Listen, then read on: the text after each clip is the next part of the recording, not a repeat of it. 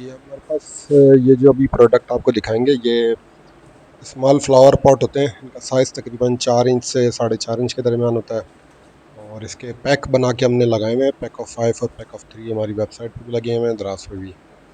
तो इसमें ये होता है कि अगर आप हमारी शॉप से ख़रीदते हैं या हमारी वेबसाइट से ख़रीदते हैं तो उसमें ये होता है कि अगर कोई पैक ऑफ 5 का ऑर्डर करता है तो हम उसको 6 पीस भेजते हैं, एक पीस गिफ्ट के तौर पर भेजते हैं।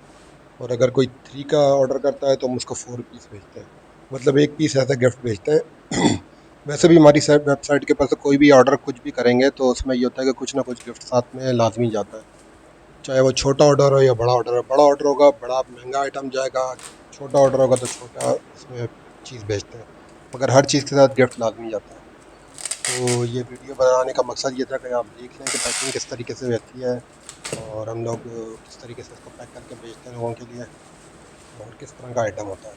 तो इसके अंदर बहुत सारे डिज़ाइन हमारी वेबसाइट के ऊपर मौजूद हैं। फ्लावर पॉट्स के भी डिज़ाइन हैं, आर्टिफिशियल फ्लावर्स के भी, और साथ में होम डेकोर फर्नीचर के भी बहुत सारे डिज़ाइन हमारे पास मौजूद होते हैं। तो अगर आप देखना चाहें तो वहाँ सारे देख सकते हैं जी। बहुत बहुत शुक्रिया जी।